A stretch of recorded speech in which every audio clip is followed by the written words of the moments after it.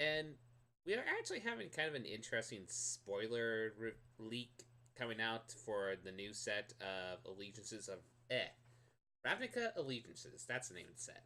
And what they're doing is actually pretty interesting. What they're doing is they're going to reveal the mechanics from each of the guilds just to give us a little bit of a taste of the new set. The official spoiler season doesn't start until the second, but we do actually now see some new cards thanks to this, revealing little cards little by little, including revealing the promos and such from the upcoming set.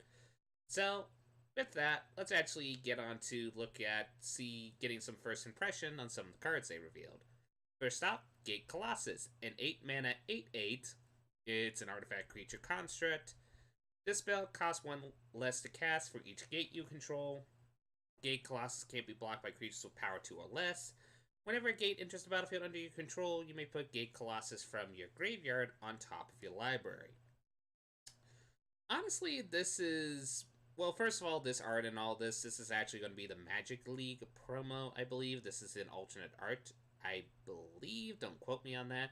And apparently, you get this card from winning your 10th match in League, which actually it's kind of thematic. 10 gates, winning 10 matches. It's thematically consistent.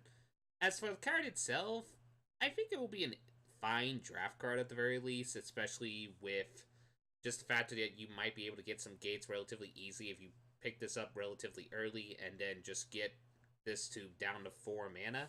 Because the 4 mana 8/8 with all this abilities is pretty absurd and limited. In Constructed,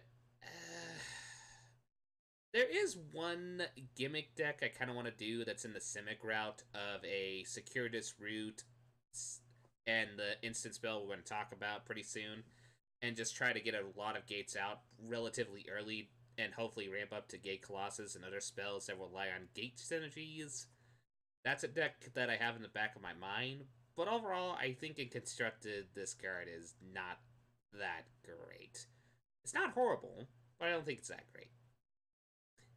Next up, a card that's actually going to be the Store Championship promo, and it's a bear, and it's a hate bear, Lavina, I think that's how you pronounce it, Azorius Renegade. White and a blue for a legendary creature human soldier, it's a rare, and then has these two Tet boxes to keep in mind. First one, each opponent can't cast non-creature spells with converted mana cost greater than the number of lands that player controls. And the second one, whenever an opponent casts a spell, if no mana was spent to cast it, counter that spell. So, okay, let's get through the easy part of this card. In Standard, the card is kind of eh.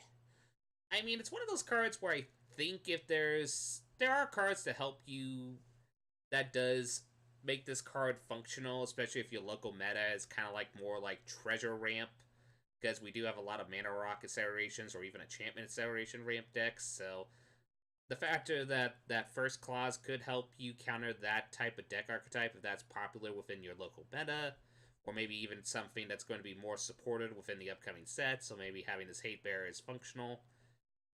And as far as I'm aware, for the second part of the Tets in Standard, the only cards I can think of right off the bat is Chaos Wand and Mott's Opal, or not Mott's Opal, Mott's Amber are the two cards that, in theory, this card counters, and any other zero cost artifacts that I'm not thinking of right off the moment.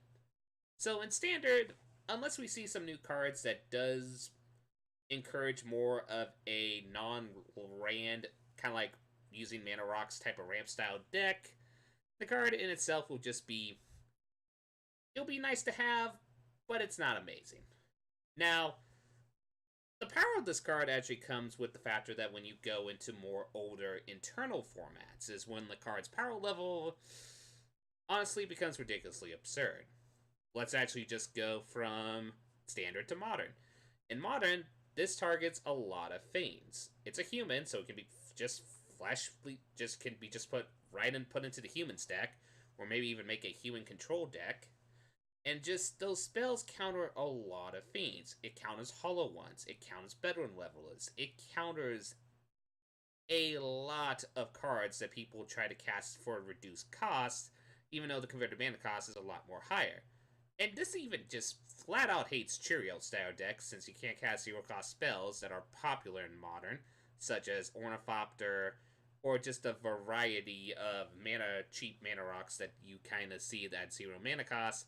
But the or heck, even this hates out Mott's Opal. I mean, that's just absurd. And then that's just in Modern. If we go older formats, then this card becomes absurd. This hates out cards like Miracles. This hates out the old Motzes. It's just. This is a card that in Standard, it might see its place, especially if we get the right cards for it. But in older formats, this is what the card will see play. Because the factor that it can be a very good tech card against some certain popular archetypes. I mean, Tron is one I could think of right off the bat. And just other archetypes like Hollow One. I can go on.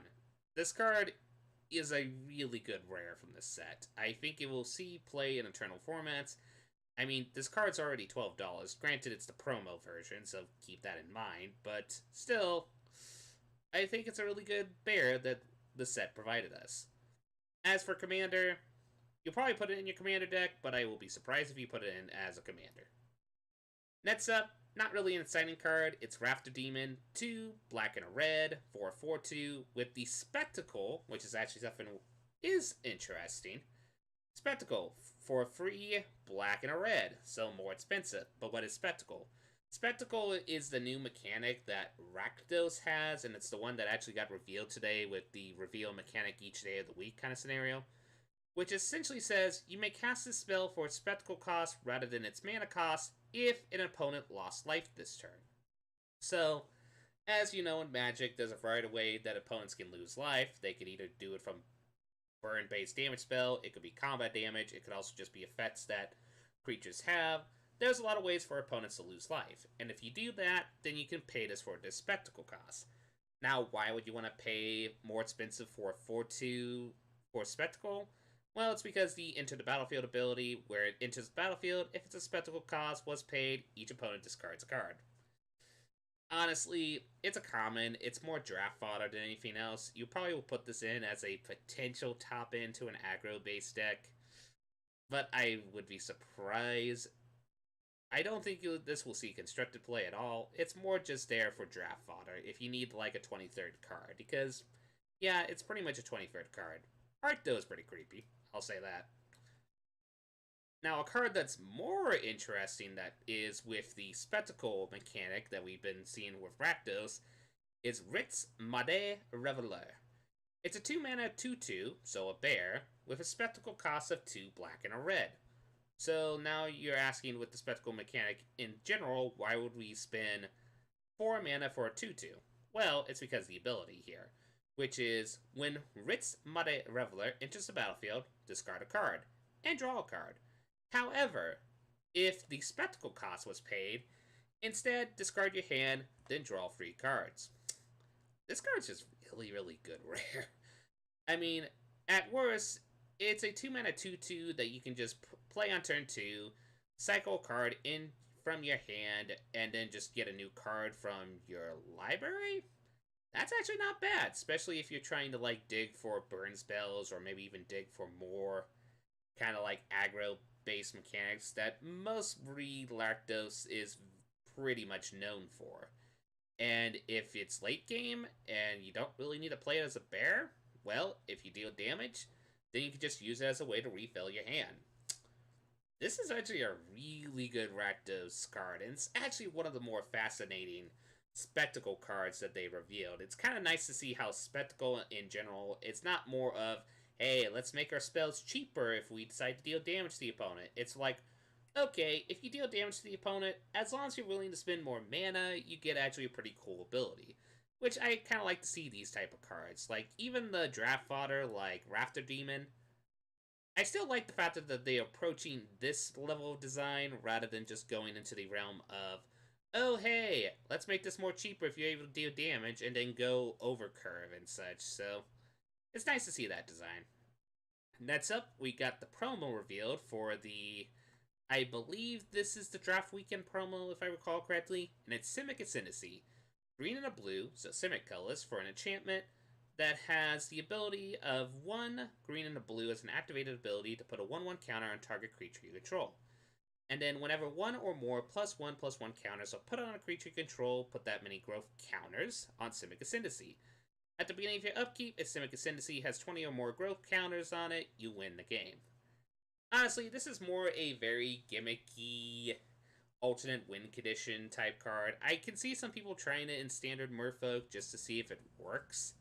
But honestly, this is more a card I see play in, say, Commander, because the mana sink is really nice. And in the right decks, you can actually get the alternate win condition in Commander relatively easy. Unless there's a really, really quick way to win with this card in Standard and Constructed, I highly doubt it, but who knows? Maybe if you're playing Merfolk and you need to find a way in alternate win condition because you know you're not going to win by combat damage, maybe because they're stalling or you know there's a settled wreckage or such, maybe you can use this as a way to win the game if you know you can't win through combat damage alone. So that's a thought to consider at the very least. Overall, though, it is a nice and fun card, and it's just nice to see these fun alternate win condition cards once in a while. Next up, the Haunt of Hightower. 4 and 2 black for a legendary creature vampire mythic, the only mythic we got revealed so far. It has flying and lifelink. It's a 3/3, and whenever this creature attacks, defending player discards a card, and whenever a card is put into an opponent's graveyard from anywhere, put a +1/+1 counter on the Haunt of Hightower. It drains vitality from those it touches. And keep in mind, this is the Biobots promo, so you're not going to get this from a pack. You're going to get this if you decide to buy a bots of Ravnica Allegiances. And overall, it's nice to say that the power level of this card is not that great. I mean, for, let's say, if you were playing this quote-unquote in limited, then it would be pretty cool, or this might actually just be a fine cube card in general. In, well, actually, I can't even say limited, because really, you're not going to play this in limited. So, mostly we gotta think of this in constructed. So, let's think of this in constructed. In standard, I highly doubt it, because it's one of those cards where those abilities are very, very nice, and if this lead is left unanswered, it can get out of control pretty quick. The problem is, though, it's a 6 mana 3/3 that doesn't do anything when it enters the battlefield. And with that fact alone, it just makes it so prone to a lot of removal in the format. Lightning Strike, Lava Coil. I mean, I could go on and on. There's a lot of stuff that can kill this card. And really, you're just paying 6 mana for nothing, essentially, with that case. I think this card will see most of its play, though, in Commander, because it's a really cool vampire. I could even see it in kind of like blue-black mill-style decks, because the factor of the second clause that whenever a card is put into an opponent's graveyard, aka the plural there, aka I think they want you to play this in Commander, there's just a variety of ways, like wheels and all that stuff, to make cards go into opponents' graveyards, and to make this become ridiculously powerful, ridiculously quick. I could even also see it just splash into some vampire decks just out of curiosity. So overall, good Commander card. I would be surprised if it sees standard play, but I'll probably try at least one gimmick deck on MTG Arena just for laughs, to be honest. Next up, we actually get the Open House promo, which is the Rakdos Firewheeler. So it's a return of the 2 black or the 2/2 of the specific guild colors to get a interesting card. In this case, it's 2 black and 2 red. Rakdos, obviously. Human Rogue, 4/3. When it enters the battlefield, it deals 2 damage to target opponent and 2 damage to up to 1 target creature or planeswalker. It's alright. I think this is more playable limited card than, say, constructed. I can see its purpose in constructed potentially as a top end to a aggro base Rakdos deck, because the factor that the versatility of the factor that you can both, no matter what, deal damage to the opponent and then just deal 2 damage to either a creature that's being a blocker or just maybe even reduce a planeswalker's loyalty level to help you hopefully not let the ultimate on the planeswalker go off and such, or maybe just to stall, or maybe even to kill a planeswalker that's at low loyalty. The versatility is there, so I see that this card has potential, though you do have to have a really low down, heavy aggressive Rakdos deck to work to make this possible. It might be possible. We have to wait and see. Next up, one of the best commons they revealed so far with very gorgeous Seb McKinnon art. I mean, that art is amazing. Growth Spile, semi-colors, green and blue. For an instant common, draw a card. You may put a land card from your hand onto the battlefield. Cyclical and spiral patterns are the specialty of the Gyre Clade, which seeks to revitalize the cycles of nature. Honestly, this card is a really, really good common that they have provided in the set. Probably one of the most powerful commons they revealed, honestly. And the main reason why I can see this is just the factor that it's ramp, and it's ramp that you can do at the end of the opponent's turn. Most of these explore like type cards where you draw a card and play an additional land, they're at sorcery speed, so you have to play it during your turn. But the fact that you can play this during your opponent's turn is very powerful. Like, you can play a Simic control deck, and then you can say, hold up a counterspell. If the opponent doesn't play anything that is problematic, then you can just play this, draw a card, and then play an additional land. Also, this just has versatility in cards like, say, maybe it allows you to play lands that you don't usually play, like maybe, I don't know, Gates. Why? Because the factor is the most detrimental aspect of Gates is the fact that they enter the battlefield tapped, which is annoying, but might not be annoying if you played at the end of the opponent's turn thanks to this spell, because the fact that then it enters on your turn untapped. So, there's even little stuff like that. So maybe it'll make us be more considerate of tapped lands that we don't mind playing at the end of the opponent's turn thanks to the growth spiral. And just with that factor alone, I think this card will see a lot more play than people will take into consideration. The card is just that good. It's a really, really good card. Oh, whoopsies. That's what I get for messing with a browser. Next up is Mortify. One white and a black. Honestly, we know this card. It's an instant spell, destroy target creature or enchantment. Honestly, this card is just a really good standard card. It's just there for if you are playing this type of control style deck, like either Esper or Zov, or even like, or even Mardu control, which that's a possibility. I highly doubt it, but you never know. If you're playing a control deck with Orzhov colors within it, then this actually is a nice versatile removal spell because then if you're playing against a mirror matchup or a control matchup, the enchantment part aspect of this is pretty good. It destroys stuff such as the more powerful enchantments within the meta, such as Search for Azcanta, and also cards like Experimental Frenzy, so you can just use this if you already took out all their creatures, but they have the Experimental Frenzy and you don't want them to go off, then you can just destroy Experimental Frenzy. Honestly, the card will see play. We already know the power level of this card. This card's seen play in the past. You see this card constantly in Commander. It's a good card. Plus, that art is actually pretty dope. Next up, probably one of the more powerful uncommons in the set. It is Light Up the Stage, 2 and a red, sorcery spell, with a spectacle cost of 1 red. And as we mentioned before, spectacle is when if the opponent loses life, then you can pay the spectacle cost. And the spell is exile the top 2 cards of your library until the end of your next turn. Keep that in mind. Until the end of your next turn, you may play those cards. Places, everyone, from Judith, which is one of the more popular Rakdos characters in the Ravnica series and such. Okay. Sit down and we're going to talk about this card because this card is probably one of the more ridiculously absurd cards that they revealed so far. And here's the main reason why. It's the factor that Spectacle in itself is relatively really easy to do in aggro-based red decks. Like, you're going to play burn spells, you're going to play aggro units, you're going to probably play the little goblin that's a 1-1 that you can spend 1 mana, deal a point of damage. There's a lot of cheap ways to deal damage to your opponent, which makes the factor of costing this for a spectacle cost a lot easier. So, the factor that we looked at this as a 1 red mana spell to exile the top 2 cards of your library, and then until the end of your next turn, you may play those cards. That is ridiculously absurd. That is 1 red mana, draw 2 cards. Oh, hey, you might get a land, or maybe you get 2 lands. Okay, that's fine. You dig 2 lands out of your deck that you probably don't want to play in general because you want to dig up for more aggro burn based spells. Or maybe there's some people that are arguing why would I play this over, say, Experimental Frenzy?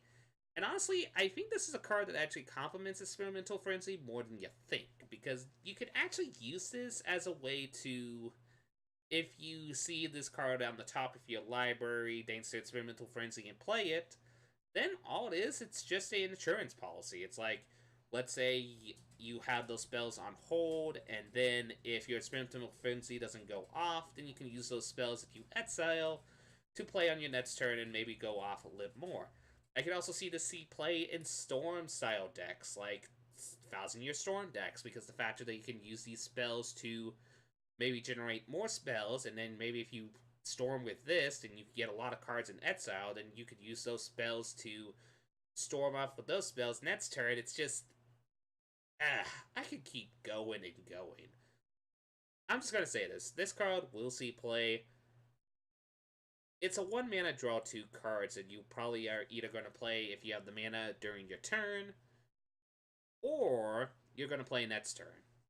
Now, if this was just until the end of your turn, then we would not be talking about this card, because this card would just be alright, but not great. But the factor that it's until the end of your next turn makes the power level of this card ridiculously absurd. This card will see play. I would be totally dumbfounded if it doesn't, in my personal opinion. Nevertheless, that's the cards that got revealed so far. I'll keep my eyes on the cards that are revealed throughout the week and just give you my 2 cents. Overall, it's kind of nice to see the new set from Ravnica Allegiances, so hopefully the set will look fun, and hopefully it'll provide some interesting brewing shenanigans.